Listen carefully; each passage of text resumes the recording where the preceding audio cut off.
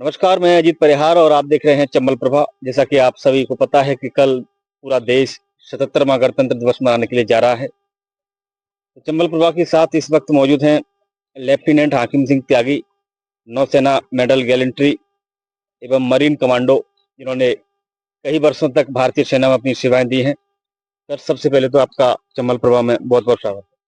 परिहार साहब, आपको और आपके चैनल को भी बहुत बहुत धन्यवाद कि आपने कीमती समय निकाल करके और एक पॉजिटिव चीज़ को कवर करने के लिए आपने समय निकाला। बहुत बहुत धन्यवाद। Thank you. पूरा देश सर कल 77वें गणतंत्र दिवस मनाने के लिए तैयार है और जैसा कि आपको पता है कि भारतीय सेना का अदम्य साहस, शौर्य और पराक्रम जिस देश ने देखा है और दुनिया ने देखा है, उसको लेकर आप क्या संदेश देना चाहेंगे देशवासियों को?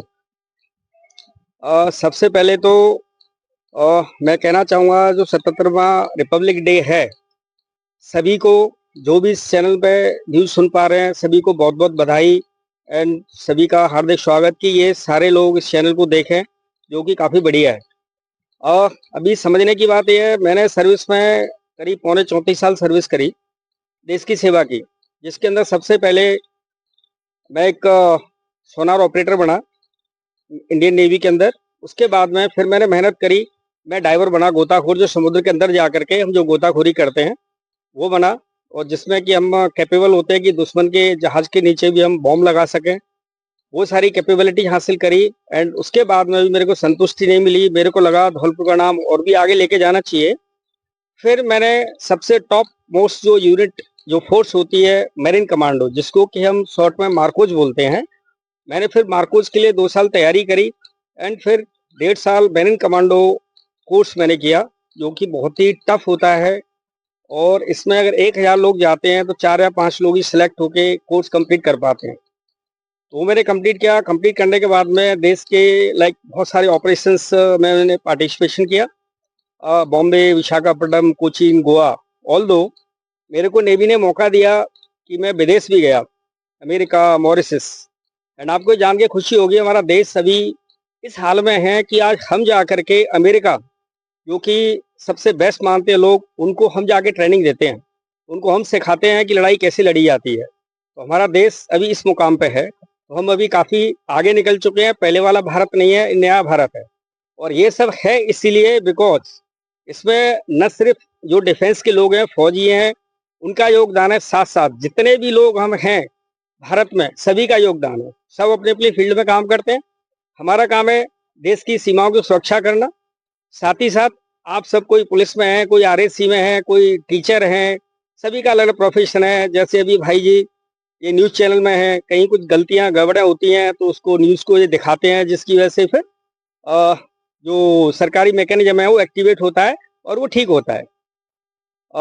एक बड़ी इंपॉर्टेंट चीज़ मैं आपको बताना चाहूँगा, लाइफ में बहुत जरूरी है सब करने के लिए, हमारे आसपास क्या चल रहा है उस पर हमें ध्यान देना चाहिए।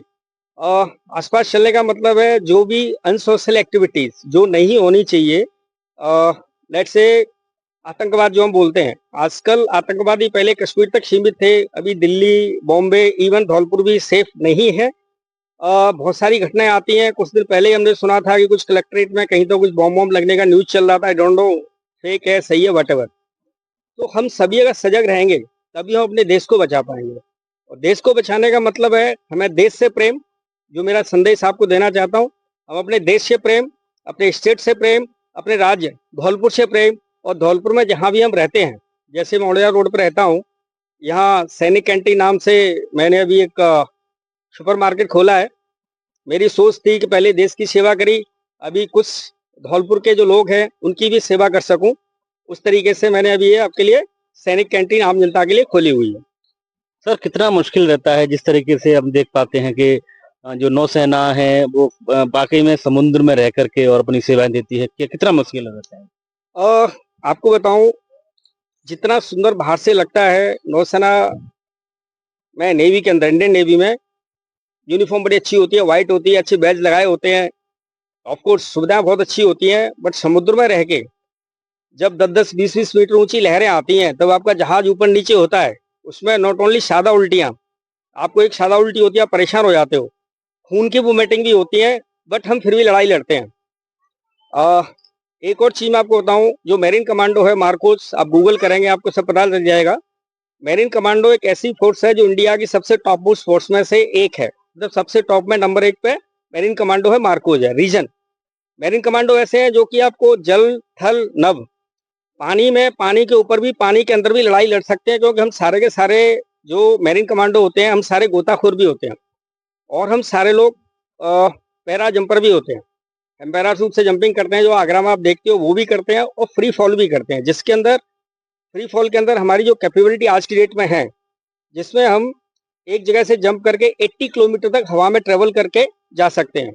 जहाँ 20,000 फीट की ऊंचाई से भी जंप लगाते हैं और पत्थर की तरह नीचे आते हैं, जहाँ हमें लगता है पैराशूट खोलना है, पैराशूट खोलते हैं। तो आर्मी, नेवी, एयरफोर्स, जितनी भी फोर्सेस हैं, सभी के अपने अपने डिफरेंट डिफरेंट चैलेंजेस हैं, डिफरेंट कठिनाइयाँ हैं। मगर यस, सैनिक जो हम सब लोग हैं, चलो हमने अभी रिटायरमेंट ले लिया है, सेना से रिटायरमेंट लिया है, बट देश की सेवा से रिटायरमेंट नहीं लिया है। देश की सेवा जैसे करते आ रहे थे, उसी जज्बे के साथ, उसी जोश के साथ हम ऐसे ही करते रहेंगे और आगे बढ़ते रहेंगे। लोगों को आप क्या संदेश देना चाहेंगे कि भारतीय सेना तो अपना काम कर ही रही है सीमाओं पर, चाहे वो जल हो, चाहे नभ हो, चाहे थल हो, लेकिन जो भारत के नागरिक हैं वो किस तरीके से अपनी देशभक्ति की अपनी भारत माता की सेवा करें? बहुत ही बढ़िया क्वेश्चन किया आपने, बहुत इंपॉर्टेंट चीज है।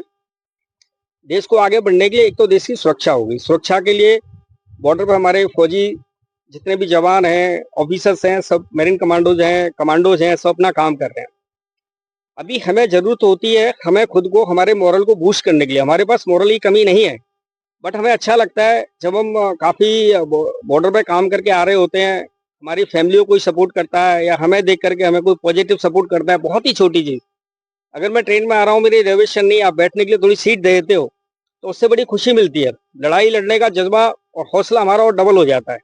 तो हमें जरूरत है, जहाँ भी फौज के लोग आपको दिख रहे हैं, आपके आस पड़ोस जहाँ भी, तो जो उनको, उनकी फैमिली को आप हेल्प कर सकते हो, मॉरल सपोर्ट, वो हमें जरूर करना चाहिए। दूसरा बहुत इंपॉर्टेंट है, आज के टाइम पे हमारा जो एनवायरनमेंट है, वो काफी गर्मी बढ़ रही है। जो पेड़, जो देसी लैंग्वेज में बोलूं तो हमें पेड़ बहुत सारे लगाने चाहिए। जहां हमें मौका मिल रहा है, बच्चे का जन्मदिन मनाते हो, केक काट रहे हो, केक काटना इंपॉर्टेंट नहीं है, इंपॉर्टेंट है वो बच्चे के नाम पे एक पेड़ लगाओ। वो करोगे तो धीरे धीरे, आप देख रहे हो मेरे दाएं बाएं, मेरे खुद के घर में ही यहाँ पे करीब 300 पेड़ लगे हुए हैं। गाँव में मैंने 450 पेड़ अभी लगाए हैं। तो मैं, मेरे करने से नहीं होगा, आप सबके, हमारे करने से होगा। दूसरी एक और इम्पोर्टेंट चीज मैं कहना चाहूंगा, देश की रक्षा, सुरक्षा, उन्नति के लिए इम्पोर्टेंट है कि हम अपने आप को फिट रखें, स्वस्थ रखें। स्वस्थ रहने के लिए जरूरी है गेम्स खेलें, बैलेंस डाइट खाएं, ये बहुत इंपॉर्टेंट है। मैं एक नेशनल प्लेयर भी हूँ, मैं एक नेशनल यॉर्ट्समैन हूँ, साथ ही साथ लॉन्ग रनर हूँ। मैं अल्ट्रा ट्रेल रन करता हूँ, 100 किलोमीटर के ऊपर वाले, जो भी हार्श कंडीशंस में, बहुत ज़्यादा गर्मी या तो बहुत ज़्यादा ठंडी में या तो बारिश में।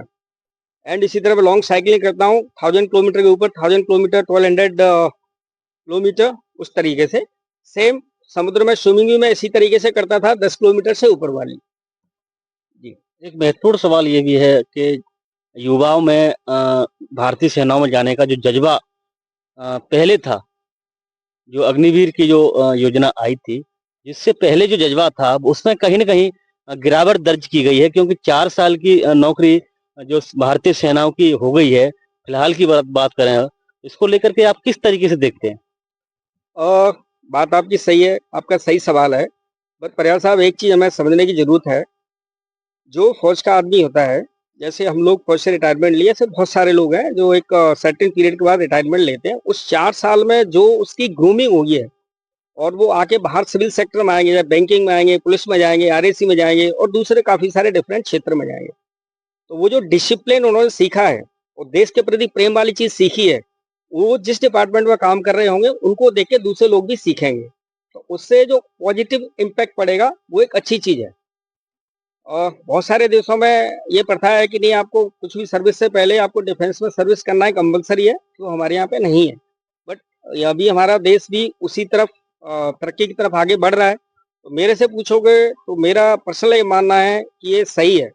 और जिन लोगों का रुझान है कि ठीक है, 15 साल के बजाय आपको 5 साल में भेज देते हैं बाहर, जो कि सभी को नहीं भेजते। 25% था, अभी शायद 50% करने का योजना कुछ चल रही है। जो 50% बाहर निकलेंगे, वो भी एक बहुत ही अच्छे इंसान बन के निकलेंगे। जिनको बाहर जॉब की भी कोई कमी नहीं रहेगी। प्राइवेट सेक्टर्स में डिफेंस के जो रिटायर्ड लोग हैं उनके लिए जॉब काफ़ी सारे हैं, काफ़ी सारे स्टेट गवर्नमेंट्स ने भी रिजर्वेशन कर रखे हैं, तो आई एम श्योर कि उनको कोई दिक्कत नहीं आएगी। अंत में आप क्या कहना चाहेंगे देशवासियों से? सभी से मैं यही कहना चाहूँगा, अपनी सेहत का ध्यान रखें, अपने आस-पड़ोस सेहत का ध्यान रखें। कुछ भी अनसोशल एक्टिविटी आपके आस-पास होती है, वो पुलिस या फौज जो भी इंस्टीट्यूशन आपके पास हैं, उनको इन्फॉर्म करें। ये ज़िम्मेदारी का काम है जिससे कि हमारे यहाँ आतंकवाद और आतंकवादी सोच के लोग नहीं पनप पाएँ और एक-दूसरे को मदद करें। एंड लास्ट में सभी को एक बार बहुत-बहुत बधाई। जो हमारा 77 रिपब्लिक डे है उसके लिए, और हम सभी ये शपथ लें आज भारत माता की जय के साथ में ये शपथ लें कि कुछ भी हमारे पास आसपास इलीगल एक्टिविटी होगी उसको हम रोकेंगे, और जो सिस्टम है हमारे समाज का उसको हम फॉलो करेंगे। अपने देश को आगे बढ़ने के लिए, अपने राज्य को आगे बढ़ने के लिए अपनी तरफ से जो बेस्ट से बेस्ट हो सकता है वो हम करने की कोशिश करेंगे। रेगुलर एक्सरसाइज करेंगे, बैलेंस डाइट्स लेंगे, स्पोर्ट्स खेलेंगे, जिससे आप स्वस्थ रहेंगे। स्वस्थ रहेंगे, खेलेंगे, स्वस्थ रहेंगे तभी आपका दिमाग अच्छा चलेगा। जिस भी ऑर्गेनाइजेशन में काम कर रहे हो, हम सब अच्छे से काम कर पाएँगे, अपना बेस्ट दे पाएँगे। Thank you. इस विशेष राष्ट्रीय पर्व के लिए चंबल प्रभा को आपने समय दिया, इसके लिए आपका बहुत-बहुत धन्यवाद। मैं भी आप सभी का बहुत-बहुत धन्यवाद करना चाहता हूँ, चैनल का और जो भी दर्शक इसको देख रहे हैं उसका। Thank you very much. तो ये थे लेफ्टिनेंट हाकिम सिंह त्यागी, नौसेना मेडल गैलेंट्री एवं मैरीन कमांडो, जिन्होंने भारतीय सेना की जो अदम्य साहस और पराक्रम की जो कहानी थी, वो आपको सुनाई और लोगों को क्या करना चाहिए अपने देश के प्रति, अपनी भारत माता के प्रति, वो चीज़ें बताई। तो फिलहाल के लिए इतना ही। कैमरा पर्सन राहुल कुमार के साथ मैं अजीत परिहार। नमस्कार।